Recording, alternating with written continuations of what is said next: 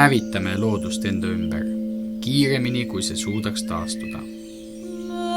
Me toidame aegunud majandust, jättes maha vaid kännud ja sügavad vaod ning nimetame seda metsa ülestöötamiseks. Sõkume traktori lintide alla kogu elava, et maksta selle masina liisingut. Nad ei ole veel täiskasvanud puudki. Me sõkume maa sisse oma enda maalapsukesed. Endal vaid rahanumbrid silme ees. Millal me ükskord ometi hakkame nägema oma tegude tagajärgi? Kui palju linde ja loomi ja taimi peab selleks veel surema, et me üles ärkaksime? Kui kaua läheb veel aega, kuni me ärkame sellest õudusunenäost? Mida on vaja selleks, et näha meie tegude tegelikke tagajärgi? Kus meie lapsed elama hakkavad?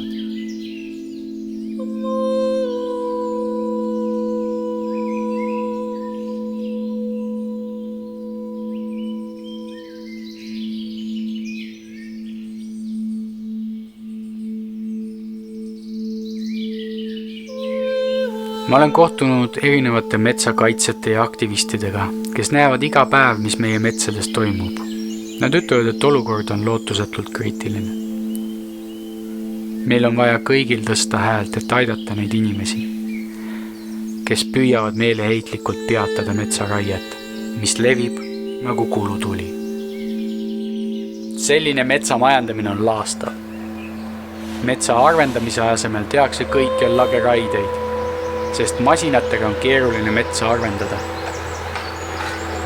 Metsas ei raiuta enam täiskasvanud puid, vaid võetakse maha kõik. Ka noored käevarre jämedused, puuhakatised. Need on meie maailma lapsed, keda masinad ahnelt hävitavad.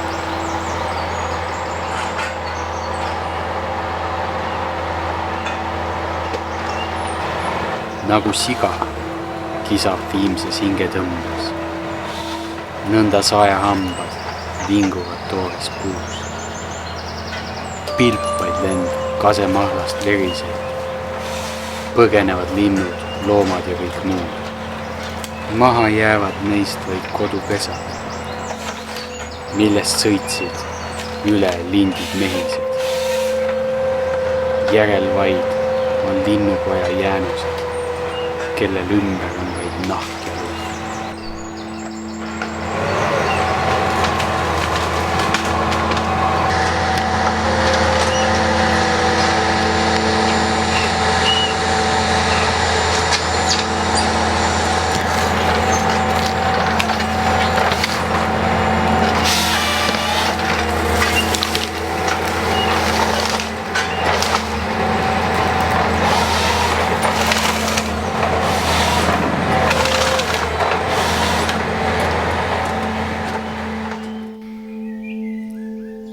Kui sulle tundub, et mets on tundetu puiduvirn, siis sa eksid.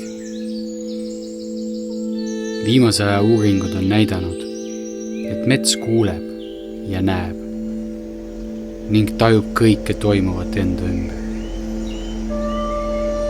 Kujuta siis ette, millist õudust mets tunneb, kui sinna sisse sõidab halastamatu masin ja kukub keset lindude pesitsusaega puid maha võtma ja metsa lagedaks raiuma.